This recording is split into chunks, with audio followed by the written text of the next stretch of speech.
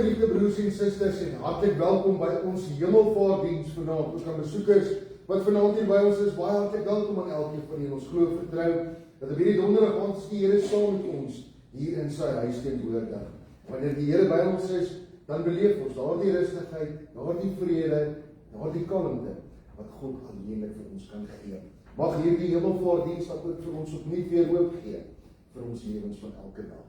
Broers en susters, kom ons begin ons erediens deur hartlik saam te sing as studieredlied 213.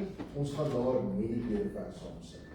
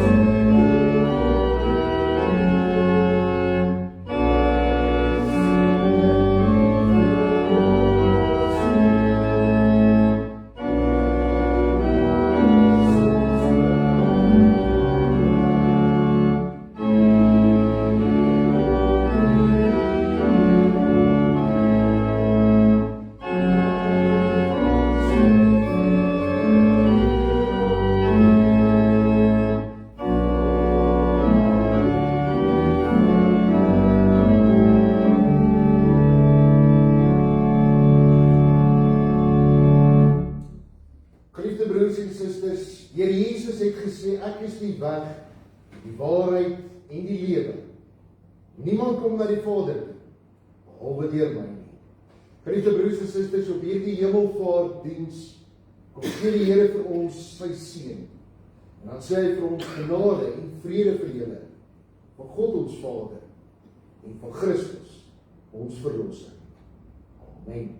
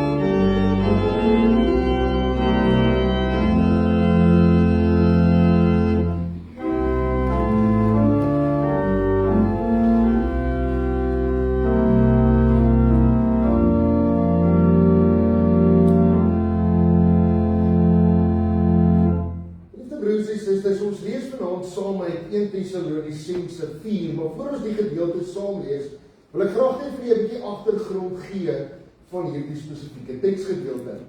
Paulus skryf hier aan die gelowiges wat woonagtig was in Thessalonika. Nou op hierdie stadium toe Paulus hierdie brief skryf, was dit nog 'n jong gemeente gewees. Ongelukkig het hierdie jong gemeente ook geweldige buig gegaan onder verskriklike vervolging, veral van die Romeine en van die Jode ook. En nou was dit vir hierdie gelowiges eintlik daardie troos gewees om te weet dat Jesus Christus kom weer. Jesus Christus en die Here het opgevaar en hy kom om hulle te kom haal. En net soos alle gelowiges in al die dorpe en stede van daardie tyd, het hulle 'n onmiddellike eskatologiese verwagting gehad. Dit beteken, het hulle 'n onmiddellike verwagting gehad dat Jesus nou enige dag gaan terugkom. Jesus gaan nou enige oomblik terugkeer en wanneer hy terugkeer, dan kom hulle uit hierdie haaglike omstandighede. Kom red hy hulle van hierdie vervolging waarin hulle elke dag blootgestel is. Maar so gaan dae verby, weke gaan verby, maande gaan verby en die wederkoms vind nie plaas nie. Soos wat die tyd verbygaan, is daar van hierdie medegelowiges in die gemeente in Thessalonika wat nou al sterf, wat nou al doodgaan. Sommige van hulle gaan dood as martelaars vir hulle geloof.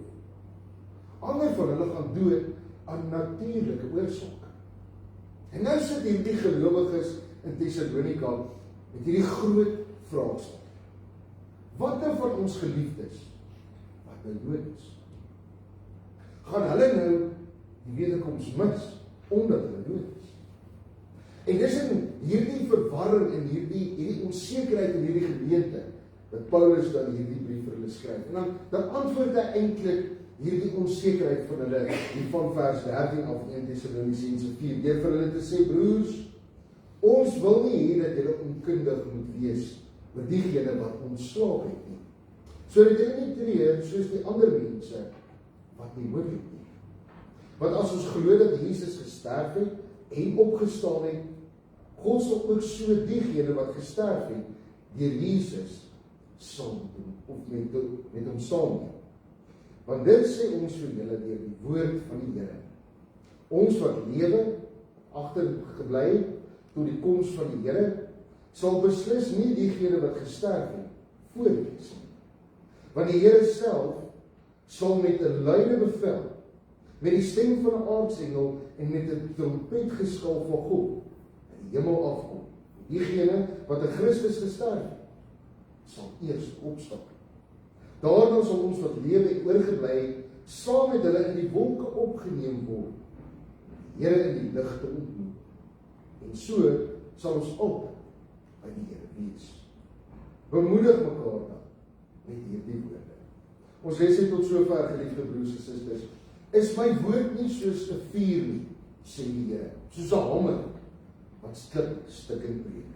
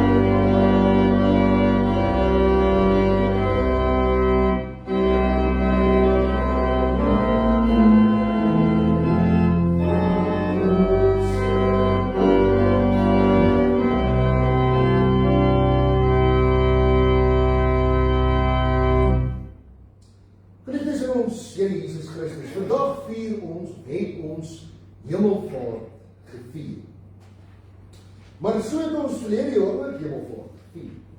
En so het ons die jaar voor dit ook Hemelvaart gevier. Vir dekades, eeue lank, vier ons al Jesus se Hemelvaart. Met Hemelvaart vier ons dat die Here Jesus Christus opgevaar het na die hemel.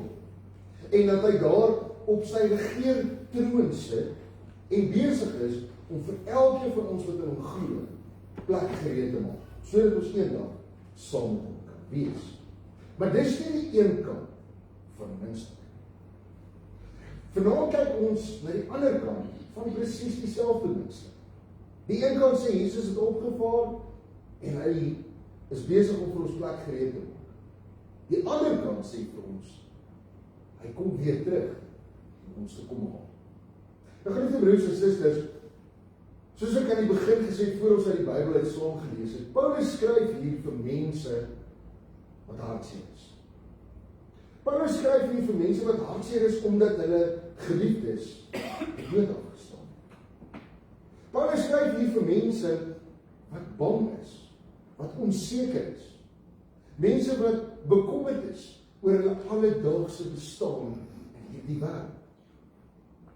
Paulus skryf hier vir mense wat selfs nou begin onseker raak in hulle geloof. Want dit wat hulle glo, word nie werklikheid. Hulle Here kom nie terug om hulle te kom haal, om hulle te kom red uit hierdie aarde en die omstandighede wat hulle beleef. En as ek dit so stel, dan hoor ons nog dat hierdie mense vir wie Paulus skryf, is nie onbekende mense. Dis van mense soos jy en ek. Hoeveel van ons wat vanaand hier is, het nie al getree, was nie al hartseer oor 'n geliefde wat dood is? Hoeveel van ons wat vanaand hier sit, beleef nie elke dag die spanning en die kommer en die vrese met die uitdagings wat ons elke dag in die gesig staar? Hoeveel van ons het nie ook al van tyd tot tyd begin wonder in ons geloof? Want ons bid en dit lyk asof die Here wegbly. Dit voel asof God nie my gebede wil verhoor nie. In 'n wêreld waarin ons leef, word maklik vir ons gesê dat ons sal moet bang wees. Ons sal bekommerd moet wees. Ons gaan elke dag in spanning moet leef, want dis die wêreld waarin ons leef. Dis nie dieselfde wêreld wat vir ons sê die dood is ons einde. Ons keer terug tot stof en as eers stof is jy weg vir altyd. Maar geliefde broers en susters, Paulus sê, ons wil nie hê dat julle onkundig moet wees. Paulus kom en hy draai eintlik hierdie selfde scenario wat die wêreld vir ons skep om en maak dit die teenoorgestelde. Hy sê dat alles wat die wêreld vir ons sê, hierdie onsekerheid, hierdie vrees, hierdie bekommernis, hierdie hartseer wat ons so baie keer beleef, sal tot 'n einde kom. Maar nie ons nie. En dan sê hy spesifiek hierso, ek gebruik hier baie mooi woord, 'n pragtige woord eintlik vir die woord dood. Hy noem die dood ontslop. Hoekom is dit 'n mooi woord? Want ek dink almal van ons weet, as jy in die slaap geraak het, gaan jy weer wakker word op 'n of ander stadium. En dan sê Paulus, gebruik Paulus juist die beeld om te sê, wanneer ons in die slaap van die dood ingaan as gelowiges, dan gaan ons weer wakker word. Ons gaan wakker word uit die dood uit. En die rede daarvoor is dat Christus het gesterf. Maar Christus het ook opgestaan. Christus het weer gelewe. En almal wat in hom glo, sal ook saam met hom lewe. Omdat Christus die dood oorwin, het hy ons graf hier op aarde en die betekenis van ons graf heeltemal verander. Hy het verander deur hierdie graf van wat eintlik die einde van alles beteken. Het hy verander na die begin van 'n nuwe lewe. So of iemand nou gister gesterf het, dis eintlik wat die Tessalonisense wil sê. Of iemand nou gister gesterf het, of hy nou 10 jaar terug gesterf het, of hy nou al 1000 jaar terug te sterwe gekom het. Vir God maak dit nie saak nie. Want die God wat die heelal geskep het, het dit uit niks geskep. En hierdie selfde God het nie ons ou dooie beendere nodig om ons weer nie te skep. Hy skep en maak ons uit niks weer nie.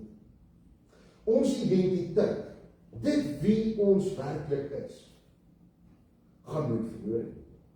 Dit kom nooit op die einde nie. Dit verander nooit in stof. Nie my identiteit, wie ons in Christus is veilig saam met Jesus Christus in die hemel geberg.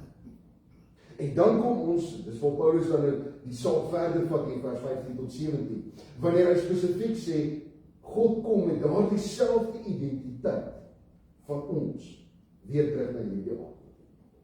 God vergeet nie wie ons is nie. God vergeet nie wie ons was nie. God behou altyd ons identiteit as sy kinders. En dan sê hy hier in vers 16 daaroor, die Here self sal uit die hemel neerdal met 'n geroep en met die trompetgeklank van God. Die hemelvaart, dit wat ons nou vandag vier, was 'n stil en intieme oomblik gewees. As Jesus opgevaar het, net 'n handjievol van sy disippels. Maar Paulus sê die wederkoms, die ander kant van hierdie muntstuk, is heeltemal anders. Dit gaan hard wees en dit gaan triomfantlik wees. En dan in hierdie spesifieke paar verse sê daar gaan 'n bepaalde volgorde wees wanneer die wederkoms gaan plaasvind. Allereers gaan die wat reeds gesterf het, eers opstaan. Hulle gaan niks mis van die wederkoms.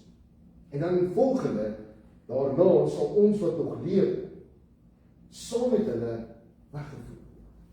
Maar hoor mooi, die woord wat hy gebruik vir wegvoer, beteken nie ons ontvlug uit hierdie wêreld. God kom haal ons uit hierdie wêreld uit, vat ons na 'n ander plek toe. Die Tessalonisense het iets verstaan van wat Paulus hier probeer sê. In die antieke wêreld, as 'n koning na 'n stad of 'n dorp toe gekom het vir besoek, en die inwoners van daardie stad of dorp nie in die dorp gebly en gewag vir koning. Hulle het uit die dorp en uit die stad uitgegaan en daar buite het hulle die koning juigend ontmoet en juigend saam met hom in die dorp of in die stad ingegaan. En dis presies wat Paulus sê gaan gebeur met die wederkoms.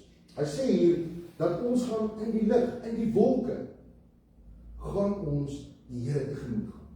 Ons wat gelowiges is.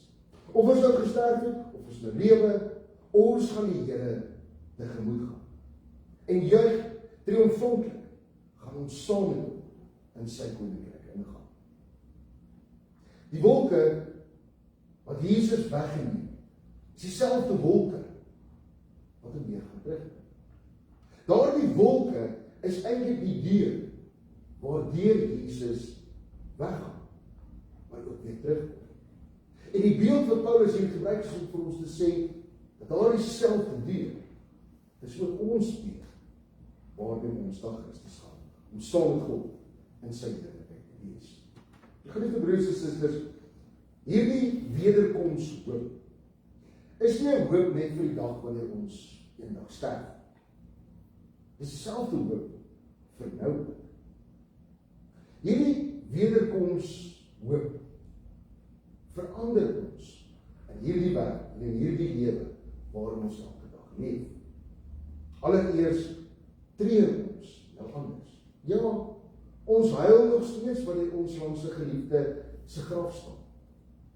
Maar ons huil nie soos mense wat geen hoop het. Daar is lig in die donker tunnel. Daardie graf is nie die bergplek vir menslike stof nie. Daardie graf is die begin van 'n nuwe lewe. Christus kom haal ons uit daardie graf uit. En dit is hierdie wederkoms hoop wat weer vir ons, al is ons hartseer, al beweeg ons deur 'n rouproses, weer krag gee om op te staan, om weer te probeer, om weer aan te gaan met die lewe. As ons weet dat die koning, die eienaar van hierdie skepping weer terugkom, dan maak ons nie asof hierdie wêreld net aan ons behoort. Teendeel, dan gaan leef ons as rentmeesters van hierdie wêreld. Ons kyk na ons naaste. Ons sien om na ons naaste. Ons doen dit wat kinders van die Here doen. Ons leef elke dag in vrede, want ons weet, ons regte is weer bepaal. Vers 18 sê Paulus, troos of bemoedig mekaar dan met die woorde. Liefde broers en susters, daar is soveel mense buite hierdie mure vanaand wat geen hoop het. Mense wat bang is vir die toekoms. Mense wat bang is vir dit wat met hulle kan gebeur. Mense wat selfs bang is vir die dood. Bang is dat hulle net tot die einde gaan kom en daar niks voorbly. Maar ons moet vanaand hier sit en die medisyne vir daardie onsekerheid, vir daardie vrees waarmee mense leef. Ons weet, Jesus Christus is op pad. Hy kom weer en hy gee vir ons nuwe lewe. Die hemelvaart is vir ons die waarborg van die wederkoms. Die Jesus opgevaar het, het hy nie net hierdie wêreld verlaat nie. Hy het op sy troon gaan sit om te regeer oor hierdie wêreld, oor die hele skepping. En hy is nou besig om vir ons plek gereed te maak in sy koninkryk. Hy is besig om die geskiedenis na einde te stuur. En daarom moet ons nie net vasstaar in die wolke van ons eie bekommernisse en ons eie vrese en ons eie hartseer. Ons kan opkyk na die wolke toe en besef dat die een wat weggegaan het met daardie wolke kom weer terug met daardie selfde wolke. Dis die deur waardeur hy gaan terugkom. Daardie selfde deur is ook ons deur. Daardie dag sal daar geen skeiding meer wees. Daar gaan nie meer mense of dinge wees wat vergaan tot stof nie. Daar gaan nie meer trane wees nie. En dan sluit ek af met die woorde van Paulus in vers 17. En so sal ons altyd by die Here wees. Amen. Geliefde broers en susters, kom ons bid saam.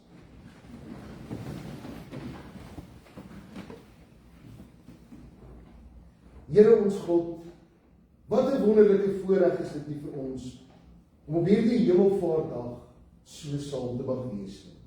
Aan die einde van hierdie dag te mag kom, Here, en te weet dat U is die God wat ons vandag gelei, die God wat ons vandag beskerm, die God wat ons vandag versorg het. En hier waar 'n nag voor ons lê, hoef ons nie met enige onsekerheid of vrees hierdie nag tegemoet te staan. Want ons weet, Here, U gaan nie vanaand insluit nie. U gaan nie vanaand in die slaap raak. U gaan nooit moeg raak om na ons te kyk, ons steeds te beskerm en ons steeds te versorg. Dankie Here vir daardie groot genade wat ons vanuit U hand het ontvang. Here, ons kom ook vanaand om U te loof en U te prys. Dankbaar te staan teenoor U, omdat ons weet, tans is U besig om vir ons 'n plek gereed te maak in U koninkryk. U koninkryk wat geen trane ken, wat geen honger ken, geen dors ken, geen armoede ken. U is besig om vir ons plek gereed te maak in U hemel, daar waar ons in vrede met mekaar kan lewe. Ons dank U, Here, vir daardie hoop wat in ons leef. Daardie hoop dat ons weet, U Seun kom weer terug, ons te kom haal, en ons weg te voer saam met Hom, binne in die koninkryk. Here, ons dankie dat ons vanaand hierdie dag kan afsluit, deur opnuut weer seker te wees van ons geloof. Here, so baie keer voel dit vir ons asof ons gebede nie hoor as die plafon styg. Baie keer leef ons maar met daardie tikkie ongeloof in ons eie gemoedere oor omstandighede, gebeure en wense wat ons graag vervul wil. Here, ons weet U luister. Ons weet, Here, dat ons altyd in ons geloof op U kan vertrou. En daarom, Here, is dit ook vanaand deel van ons gebed, om opnuut weer te bely dat ons in U glo. Ons glo, Here, dat U die God is, alles geskep. Ons glo, Here, dat U Seun Jesus Christus 'n mens geword het deur die Maagd Maria.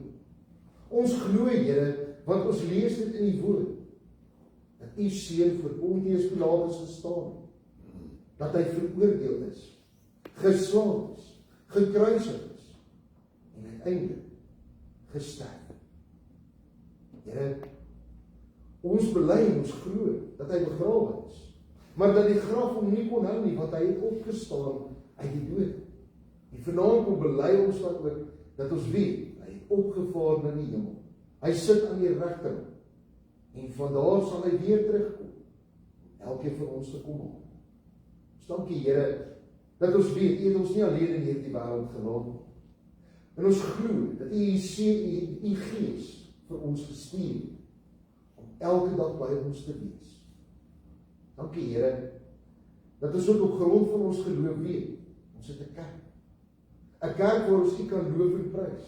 'n kerk, Here, waar ons opnuut weer in ons geloof versterk kan word. 'n kerk, Here, waar gelowiges by mekaar kom, om 'n gemeenskap te wees wat vir mekaar omgee, wat vir mekaar lief is, wat vir mekaar instaan. Here, ons kom bely vanaand, hierdie wederkoms hoop, en elkeen van ons gemoed leef. Daardie hoop gee vir ons die sekerheid, dat die graf is nie vir ons die einde nie. Dit gee vir ons die sekerheid, dat ons weer eendag sal opstaan, en dat ons vir ewig saam met U sal lewe. Amen. Liefde broers en susters, as 'n slotsom sing ons iets van die wederkoms, en daarom sing ons die 599, ons gaan al 3 die verse saam sing.